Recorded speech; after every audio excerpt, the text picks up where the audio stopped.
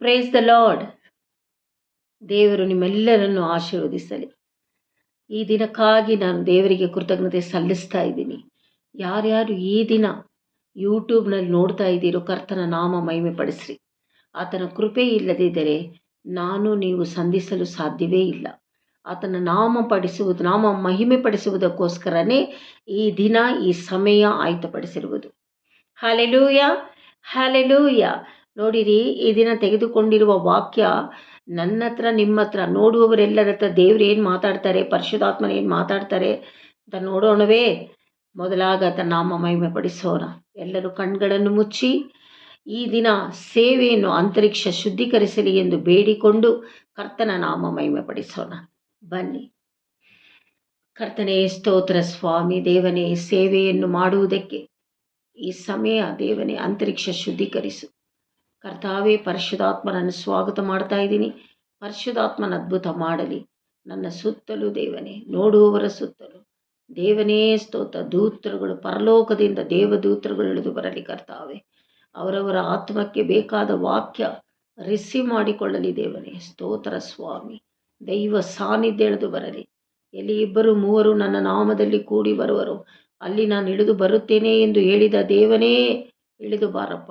ಸ್ತೋತ್ರ ಸ್ತೋತ್ರ ಸ್ತೋತ್ರ ಸ್ತೋತ್ರ ಸ್ತೋತ್ರ. ಪರಲೋಕದಲ್ಲಿರುವ ತಂದೆ, ಪರಿಶುದ್ಧವಾದ ನಿನ್ನ ನಾಮ. ಪರಲೋಕದಲ್ಲಿರುವ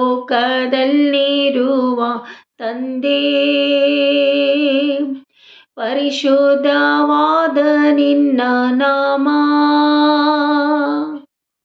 ಭೂಲೋಕದಲ್ಲಿಯೂ ನಮ್ಮಲ್ಲಿಯೂ ದೇವಾ ನಿನ್ನ ಚಿತ್ತ ನೆರವೇರಲಿ.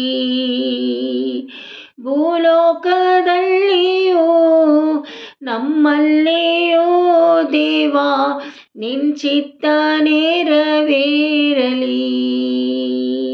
ಸ್ತುತಿಸುವೆ, ಆರಾಧಿಸುವೆ ನಿಮ್ಮನ್ನು ದೇವನೇ.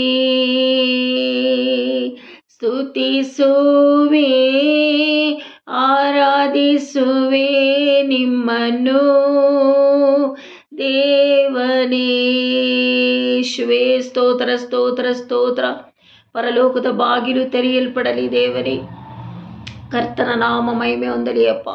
ಕರ್ತನ ನಾಮ ಮಹಿಮೆ ಹೊಂದಲಿ ಯೇಸುವೆ. ಕರ್ತಾವೇ ಸ್ತೋತ್ರ ಸ್ತೋತ್ರ. ಅದಕ್ಕಾಗಿ ದೇವದೂತರುಗಳು ಕಾವಲಾಗಿರಲಿ ಏಸಪ್ಪ. ನೋಡುವವರನ್ನು ಆಶೀರ್ವದಿಸು, ಕೇಳಿಸಿಕೊಳ್ಳುವವರನ್ನು ಆಶೀರ್ವದಿಸು ಕರ್ತನೇ. ಕಾಣದೇ ಇರುವವರು ಕಾಣತಕ್ಕಾಗ ಆಶೀರ್ವದಿಸಪ್ಪ. ನಿನ್ನ ನಾಮ ಮಹಿಮೆ ಹೊಂದಲಿ. ಎಲ್ಲ ಮಹಿಮೆ ನಿಗೊಬ್ಬನಿಗೆ ಸಲ್ಲಲಿ, ಜೀವವುಳ್ಳ ತಂದೆಯೇ. ಆಮೇನ್ ಆಮೇನ್.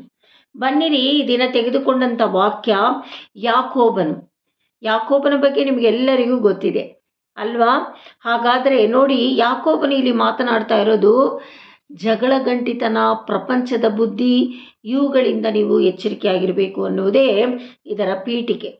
ಯಾಕೋಬನು 4ನೇ ಅಧ್ಯಾಯವನ್ನು ತೆಗೆದುಕೊಳ್ಳೋಣವೇ. ಬನ್ನಿರಿ, ಧ್ಯಾನ ಮಾಡೋಣ ಈ ದಿವಸ. ಕರ್ತರು ಯಾವ ರೀತಿ ನಮ್ಮನ್ನು ನಡೆಸ್ತಾರೆ ಅಂತ ಕರ್ತನಲ್ಲಿ ಬಿಟ್ಟು ಕೊಡೋಣ ನಮ್ಮನ್ನು. ಅರ್ಥ ಆಯ್ತಾ ದೇವರ ಮಕ್ಕಳೇ? ನೋಡಿ, ಯಾಕೋಬನು 4:1-2 ಓದಿಕೊಳ್ಳೋಣ. ನಿಮ್ಮಲ್ಲಿ ಯುದ್ಧಗಳು, ಕಾದಾಟಗಳು ಎಲ್ಲಿಂದ ಹುಟ್ಟುತ್ತವೆ? ನಿಮ್ಮ ಇಂದ್ರಿಯಗಳಲ್ಲಿ ಹೋರಾಡುವ ಭೋಗಾಶಗಳಿಂದಲೇ ಅಲ್ಲವೇ? ಭೋಗಾಶ ನೀವು ಆಶಿಸಿದರೂ ಹೊಂದದೇ ಇದ್ದೀರಿ. ನೀವು ಕೊಲೆಗಾರರಾಗುವಷ್ಟು ಹೊಟ್ಟೆ ಕಿಚ್ಚುಪಟ್ಟಾದರೂ ಸಂಪಾದಿಸಿಕೊಳ್ಳಲಾರಿರಿ. ನೀವು ಕಾದಾಡುತ್ತೀರಿ, ಯುದ್ಧ ಮಾಡುತ್ತೀರಿ.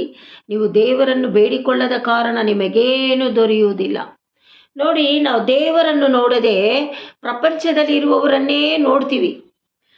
ಏನಾದರೂ ಹೊಂದಿಕೊಳ್ಬೇಕಂದ್ರೆ ಒಂದು ಆಫೀಸ್ನಲ್ಲಿ, ಕುಟುಂಬದಲ್ಲಿ, ಇಲ್ಲ ಅಕ್ಕಪಕ್ಕದವರಿಂದ ಬೇಕಾಗಿರುವುದನ್ನು ಜಗಳ ಆಡೋದು. ಇದು ಸಿಗಬೇಕು, ಇದು ನನಗೆ ಬೇಕು. ಯಾಕಂದರೆ ನಮ್ಮಲ್ಲಿ ಇರುವ ದುರಾಶೆಗಳು, ಭೂಲೋಕದ ದುರಾಶೆಗಳಿಂದ ಈ ರೀತಿಯಾಗಿ ನಾವು ಮಾಡ್ತೀವಿ ಅಂತ ನಾವು ದೇವರನ್ನು ನೋಡದೆ ನಾವು ಈ ರೀತಿ ಮಾಡೋದ್ರಿಂದ ನಮಗೇನು ದೊರಕ್ತಾ ಇಲ್ಲ ಅಂತ ಯಾಕೋಬನು ಕರೆಕ್ಟಾಗಿ ಹೇಳ್ತಾ ಇದ್ದಾರೆ. ದೇವರ ನಾಮ ಮಹಿಮೆ ಹೊಂದಲಿ. ಎಚ್ಚರಿಕೆಯಾಗಿ ನಾವಿರಬೇಕು. ಅರ್ಥ ಆಯ್ತಾ ದೇವರ ಮಕ್ಕಳೇ? ಅದೇ ಅಧ್ಯಾಯದಲ್ಲಿ 3, 4, 5, 6 ಓದಿಕೊಳ್ಳೋಣವೇ? ನೀವು ಬೇಡಿದ್ದನ್ನು ನಿಮ್ಮ ಭೋಗಗಳಿಗಾಗಿ ಉಪಯೋಗಿಸಬೇಕೆಂಬ ದುರಾಭಿಪ್ರಾಯಪಟ್ಟು ಬೇಡಿಕೊಳ್ಳುವುದರಿಂದ ನಿಮಗೆ ದೊರೆಯುವುದಿಲ್ಲ. ವ್ಯಭಿಚಾರಿಗಳು ನೀವು. ನೋಡಿ, ದೇವರು ಹೇಳ್ತಾ ಇದ್ದಾರೆ, ಭೋಗ ಆಸೆ ಜಾಸ್ತಿ ಇರೋದ್ರಿಂದ ನಮ್ಮನ್ನು ಯಾವ ರೀತಿ ಕರೀತಾ ಇದ್ದಾರೆ? ನೀವು ವ್ಯಭಿಚಾರಿಗಳು. ಇಹಲೋಕ ಸ್ನೇಹವು ದೇವ ವೈರವೆಂದು ನಿಮಗೆ ತಿಳಿಯದೋ? ಲೋಕಕ್ಕೆ ಆಗಬೇಕೆಂದಿರುವವನು ತನ್ನನ್ನು ದೇವರಿಗೆ ವಿರೋಧಿಯನ್ನಾಗಿ ಮಾಡಿಕೊಳ್ಳುತ್ತಾನೆ. ದೇವರು ನಮ್ಮಲ್ಲಿ ಇರಿಸಿರುವ ಪವಿತ್ರಾತ್ಮನ ಅಭಿಮಾನ ತಾಪದಿಂದ ನಮಗೋಸ್ಕರ ಹಂಬಲಿಸುತ್ತಾನೆ ಎಂಬ ಶಾಸ್ತ್ರೋಕ್ತಿ, ಅಂದರೆ ಧರ್ಮಶಾಸ್ತ್ರ, ಅಂದರೆ ಬೈಬಲ್ ಬರೀ ಮಾತೆಂದು ಭಾವಿಸುತ್ತೀರೋ?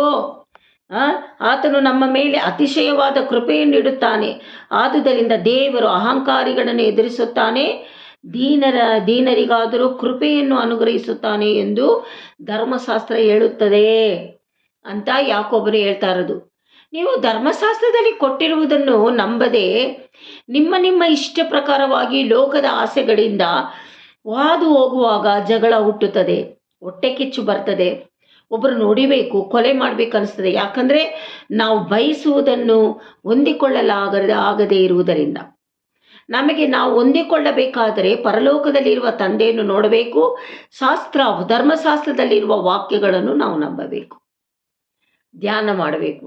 ಅರ್ಥ ಆಯ್ತಾ? ನಂಬಿಕೆ ಎನ್ನುವುದು ಯಾವ ರೀತಿ ಇರಬೇಕು ಅಂತ ಹೇಳಿದ್ರೆ, ದೇವರ ವಾಕ್ಯದಲ್ಲಿ ಹೇಳಲ್ಪಟ್ಟಿದ್ದಾರೆ, ನೀನು ಸಾಸಿವೆ ಕಾಳಷ್ಟು ನಂಬಿದರೂ ಬೆಟ್ಟ ಕದಲಿ ಹೋಗು ಎಂದು ಹೇಳಿದರೂ ಕದಲಿ ಹೋಗುತ್ತದೆ ಅಂತ. ಆ ರೀತಿ ನಿಮ್ಮ ನಂಬಿಕೆ ಇರಬೇಕು ಅನ್ನುವುದೇ ಧರ್ಮಶಾಸ್ತ್ರ ಹೇಳೋದು. ಅಂದರೆ ಈ ಶಾಸ್ತ್ರದಲ್ಲಿ, ಸತ್ಯವೇದ ವಾಕ್ಯದಲ್ಲಿ, ಬೈಬಲಲ್ಲಿ ಹೇಳ್ತಾ ಇರೋದು. ಬನ್ನಿರಿ ಓದಿಕೊಳ್ಳೋಣ. ಅದೇ ವಾಕ್ಯದಲ್ಲಿ ಯಾಕೋಬ 4, 7, 8, 9, 10ವರೆಗೂ. ಆಯ್ತಾ ದೇವರ ಮಕ್ಕಳೇ? ಇದೆಲ್ಲ ನೀವು ಬರೆದಿಟ್ಕೊಳ್ಬೇಕು. ಇದೆಲ್ಲ ನಮಗೆ ಆಶೀರ್ವಾದ ತರುತ್ತದೆ. ನಾವು ಯಾವಾಗ ನಡೆದುಕೊಳ್ಬೇಕು, ಯಾವ ರೀತಿ ಎಚ್ಚರಿಕೆ ಆಗಿರಬೇಕು ಕೊನೆ ಕಾಲದಲ್ಲಿ, ಎಲ್ಲವನ್ನು ನಮಗೆ ಯಾಕೋಬರು ಹೇಳ್ಕೊಡ್ತಾ ಇರೋದು. ಅರ್ಥ ಆಯ್ತಾ ದೇವರ ಮಕ್ಕಳೇ? ಹಾಗಾದರೆ ನೋಡಿ, 7ನೇ ಅಧ್ಯಾಯದಿಂದ ಓದಿಕೊಳ್ಳೋಣ. ಈಗಿರಲಾಗಿ ದೇವರಿಗೆ ಒಳಗಾಗಿರಿ, ಸೈತಾನನ್ನು ಎದುರಿಸಿರಿ, ಅವನು ನಿಮ್ಮನ್ನು ಬಿಟ್ಟು ಓಡಿ ಹೋಗುವನು. ದೇವರ ಸಮೀಪಕ್ಕೆ ಬನ್ನಿರಿ, ಆಗ ಆತನು ನಿಮ್ಮ ಸಮೀಪಕ್ಕೆ ಬರುವನು. ಅರ್ಥ ಆಯ್ತಾ ದೇವರ ಮಕ್ಕಳೇ? ನಿಮ್ಮ ಕೈಗಳನ್ನು ಶುಚಿ ಮಾಡಿಕೊಳ್ಳಿರಿ, ನಿಮ್ಮ ಕೈಗಳನ್ನು ತೊಳ್ಕೊಳ್ರಿ. ಅರ್ಥ ಆಯ್ತಾ? 2 ಮನಸ್ಸುಳ್ಳರಾಗಿ ನಿಮ್ಮ ಹೃದಯಗಳನ್ನು ನಿರ್ಮಲ ಮಾಡಿಕೊಳ್ಳಿರಿ. 2 ಮನಸ್ಸುಳ್ಳವರೇ, 2 ಮನಸ್ಸು ಇಟ್ಕೊಂಡು ಬದುಕೋದು. ನಿಮ್ಮ ಹೃದಯಗಳನ್ನು ಏನು ಮಾಡಿಕೊಳ್ಬೇಕಂತೆ? ನಿರ್ಮಲ ಮಾಡಿಕೊಳ್ಳಿರಿ. ದುಃಖಿಸಿರಿ, ಗೋಳಾಡಿರಿ, ಕಣ್ಣೀರಿಡಿರಿ, ನಗುವುದನ್ನು ಬಿಟ್ಟು ಗೋಳಾಡಿರಿ, ಸಂತೋಷವನ್ನು ಬಿಟ್ಟು ಮನಗುಂದಿದವರಾಗಿರಿ. ಕರ್ತನ ಮುಂದೆ ನಿಮ್ಮನ್ನು ತಗ್ಗಿಸಿಕೊಳ್ಳಿರಿ, ಆಗಲಾತನು ನಿಮ್ಮನ್ನು ಮೇಲಕ್ಕೆ ತರುವನು. ಅರ್ಥ ಆಯ್ತಾ ದೇವರ ಮಕ್ಕಳೇ? ಇಲ್ಲಿ ಹೇಳ್ತಾ ಇರೋದು ಯಾಕೋಬನು 7ನೇ ಅಧ್ಯಾಯದಲ್ಲಿ, ನೀವು ದೇವರ ಸಮೀಪಕ್ಕೆ ಬರಬೇಕು. ದೇವರ ಸಮೀಪಕ್ಕೆ ನೀವು ಬರುವಾಗ, ಸತ್ಯವೇದ ವಾಕ್ಯಗಳನ್ನು ನೀವು ನಂಬುವಾಗ, ಸತ್ಯವೇದ ವಾಕ್ಯದಲ್ಲಿ ಆಶೀರ್ವಾದವಿದೆ. ಸತ್ಯವೇದ ವಾಕ್ಯದಲ್ಲಿ ನಿಮಗೆ ಏನು ಬೇಕು ಸಕಲವೂ ಇದೆ. ಅರ್ಥ ಆಯ್ತಾ ದೇವರ ಮಕ್ಕಳೇ? ಪರಲೋಕಕ್ಕೆ ಬೇಕಾಗಿರುವುದು, ಈ ಲೋಕದಲ್ಲಿ ಯಾವ ರೀತಿ ನಾವು ಜೀವನ ಮಾಡಬೇಕು, ನಮಗೆ ಕೆಲಸ ಬೇಕಾ, ಹಣ ಬೇಕಾ, ವಸ್ತ್ರ ಬೇಕಾ, ಸಮಾಧಾನ ಬೇಕಾ? ಯೇಸುವಿನಲ್ಲಿರುವ ಶಾಂತಿ ಸಮಾಧಾನ ಬಿಟ್ಟರೆ ಬೇರೆ ಎಲ್ಲಿನೂ ಸಿಗೋದಿಲ್ಲ ದೇವರ ಮಕ್ಕಳೇ. ನಾವು ಯೇಸುವಿನ ಶಾಂತಿ ಸಮಾಧಾನ ಕೇಳಿದರೇ ಅದರಲ್ಲಿ ಪರಿಶುದ್ಧತೆಯಲ್ಲಿ, ಸಮಾಧಾನದಲ್ಲಿ ನಾವು ಜೀವನ ಮಾಡೋಕ್ಕಾಗೋದು. ಅರ್ಥ ಆಯ್ತಾ ದೇವರ ಮಕ್ಕಳೇ? ಅದಕ್ಕೆ ಇಲ್ಲಿ ಹೇಳ್ತಾ ಇರೋದು ಯಾಕೋಬನು, ನಿಮ್ಮ ಕೈಗಳನ್ನು ಶುಚಿ ಮಾಡಿಕೊಳ್ಳಿರಿ. 2 ಮನಸ್ಸುಳ್ಳವರೇ, ನಿಮ್ಮ ಹೃದಯಗಳನ್ನು ನಿರ್ಮೂಲ ಮಾಡಿಕೊಳ್ಳಿರಿ. ಹಂಗಂದ್ರೆ ಸಮಾಧಾನ ಪಡಿಸಿಕೊಳ್ಳಿರಿ. ದುಃಖಿಸಿರಿ, ಯಾವಾಗೂ ಸಂತೋಷದಿಂದ ತಿನ್ನುವ ಆಹಾರದಿಂದ, ಲೋಕದಲ್ಲಿ ಇರುವ ನಾವು ತೆಗೆದುಕೊಳ್ಳುವಂಥ ಎಲ್ಲ ಒಳ್ಳೆಯದನ್ನು ನೋಡಿ ಸಂತೋಷದಿಂದ ಇರಬಾರ್ದು. ದುಃಖಿಸಿರಿ, ಗೋಳಾಡಿರಿ, ಕಣ್ಣಿಡಿರಿ, ನಗುವುದನ್ನು ಬಿಟ್ಟು ಗೋಳಾಡಿರಿ, ಸಂತೋಷವನ್ನು ಬಿಟ್ಟು ಮನಗುಂದಿದವರಾಗಿರಿ. ಸಂತೋಷವನ್ನು ಬಿಟ್ಟು ಹಂಗೆ ಹೇಳುವಾಗ ಕರ್ತನ ಮುಂದೆ ನಿಮ್ಮನ್ನು ಯಾವಾಗಲೂ ತಗ್ಗಿಸಿಕೊಳ್ಬೇಕು. ನಾನು ಬಿಡು, ನನಗೆ ಜ್ಞಾನ ಇದೆ, ಟ್ಯಾಲೆಂಟ್ ಇದೆ, ನನ್ನಂಗೆ ಯಾರು ಕೆಲಸ ಮಾಡೋದಿಲ್ಲ, ನನ್ನಂಗೆ ಯಾರು ಮೆಸೇಜ್ ಕೊಡೋಕ್ಕಾಗೋಲ್ಲ, ನನ್ನಿಂದ ಯಾರು ನನ್ನನ್ನು ಬಿಟ್ಟರೆ ಯಾರು ಪ್ರಾರ್ಥನೆ ಮಾಡೋರಿಲ್ಲ. ಸಭೆಗಳಲ್ಲಿ, ಕುಟುಂಬಗಳಲ್ಲಿ, ಅರ್ಥ ಆಯ್ತಾ, ಸೇವೆ ಮಾಡುವವರಲ್ಲಿಯೂ ಇದೆ ದೇವರ ಮಕ್ಕಳೇ. ನಾನು ಎನ್ನುವ ಅಹಂಭಾವ ಎಲ್ಲಿಂದ ಬಂತು? ಲೂಸಿಫರನಿಂದ ಬಂತು. ಅದು ದೇವರು ಎದುರಿಸ್ತಾರೆ, ಅದಕ್ಕೆಲ್ಲವ ಅವನು ಕೆಳಗೆ ಬಿದ್ದಿದ್ದು. ಹಾಗಾದರೆ ಆ ಸ್ವಭಾವಗಳು ನಮ್ಮಲ್ಲಿ ಇರಬಹುದೇ? ಖಂಡಿತವಾಗಲಿರಬಾರ್ದು. ದೇವರ ಸ್ವಭಾವವನ್ನು ನಾವು ಕಲಿತುಕೊಳ್ಳಲು ನಾವು ರೆಡಿಯಾಗಿರಬೇಕು. ಅರ್ಥ ಆಯ್ತಾ ದೇವರ ಮಕ್ಕಳೇ? ನಾವು ಯಾವಾಗಲೂ ಏನೇ ಒಂದು ಚಿಕ್ಕದು ದೇವರು ಕೊಟ್ಟರು ದೇವರ ಮುಂದೆ ನಾವು ತಗ್ಗಿಸಿ ಅದನ್ನು ನಾಮ ಮಹಿಮೆ ಪಡಿಸಬೇಕು. ಅದೇ ಆ ದೇವರ ನಾಮ ಮಹಿಮೆ ಪಡಿಸುವಾಗ ನಿಮಗೇನು ಬೇಕು? ನಿಮ್ಮ ಕಷ್ಟಗಳಿದೆಯಾ? ದುಃಖಗಳಿದೆಯಾ? ರೋಗಗಳಿದೆಯಾ? ಕೈಕಾಲುಗಳು ವೇದನೆಗಳಿದೆಯಾ? ಇಲ್ಲ ದುರಾತ್ಮನು ನಿಮ್ಮನ್ನು ಪೀಡಿಸ್ತಾ ಇದ್ದಾನ?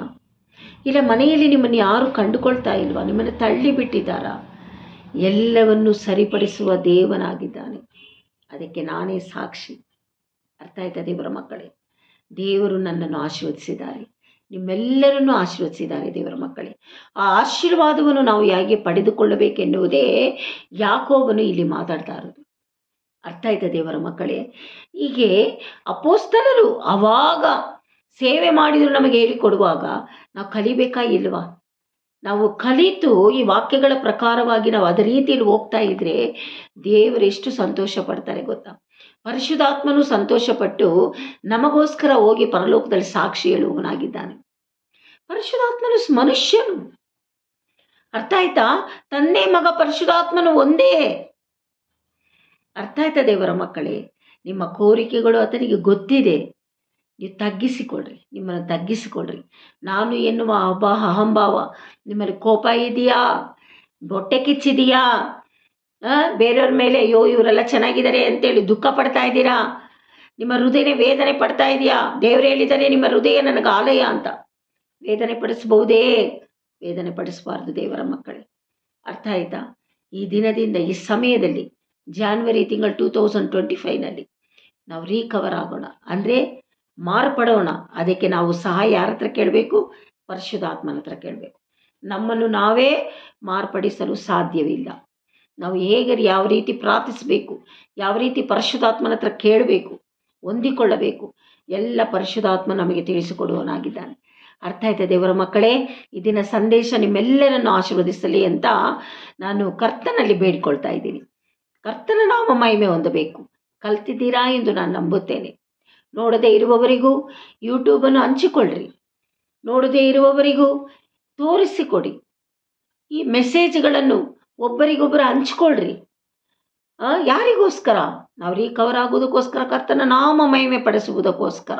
ಅಕ್ಕಪಕ್ಕದಲ್ಲಿ ಇರುವವರು, ಕರ್ತನನ್ನು ಕರೆಯದೇ ಇರುವವರು, ಅವರಿಗೂ ಸಹ ನಮ್ಮ ಬೈಬಲಲ್ಲಿ ಈ ಥರ ಕೊಟ್ಟಿದ್ದಾರೆ, ಈ ರೀತಿ ನಡ್ಕೊಳ್ಬೇಕು ಅಂತ ಹೇಳ್ರಿ. ನಿಮಗೆ ಆಶೀರ್ವಾದ. ಹಲ್ಲೆಲೂಯಾ. ಕರ್ತನು ನಿಮ್ಮನ್ನು ಆಶೀರ್ವದಿಸಲಿ. ಕೊನೆಯದಾಗ ಆತನ ನಾಮ ಮಹಿಮೆ ಪಡಿಸೋಣವೇ? ಬನ್ನಿರಿ, ಕರ್ತನ ನಾಮ ಮಹಿಮೆ ಪಡಿಸೋಣ. ಆತನ ಒಳ್ಳೆಯವನು, ಆತನ ಕೃಪೆಯೋ ಶಾಶ್ವತವಾದದ್ದು. ಪುರಬಲ ರಿಬಲ ಶಕರನ ಬನ ರಿಗಲ ಬಲ. ಯೇಸುವಿನ ನಾಮ ಮಹತ್ವ ಪಡಲಿ ಕರ್ತಾವೆ. ನಿನ್ನ ನಾಮ ಮಹತ್ವ ಪಡಲಿ ಅಪ್ಪ ದೇವನೇ. ಸ್ತೋತ್ರ ಸ್ತೋತ್ರ ಸ್ತೋತ್ರ ಸ್ತೋತ್ರ ಸ್ತೋತ್ರ. ಯೇಸುವೇ ನಿನ್ ಸಾನ್ನಿಧ್ಯ ಸಾಕೆ ಮಗಿ. ಯೇಸುವೇ ನಿನ್ ಸಾನ್ನಿಧ್ಯ ಸಾಕೆ ಮಗಿ. ನಿನ್ನ ಧರ್ಮದ ಬಲಗೈಯನ್ನು ನೀತಿ ನಮಗೆ ಸಹಾಯ ಮಾಡು ದೇವನೇ.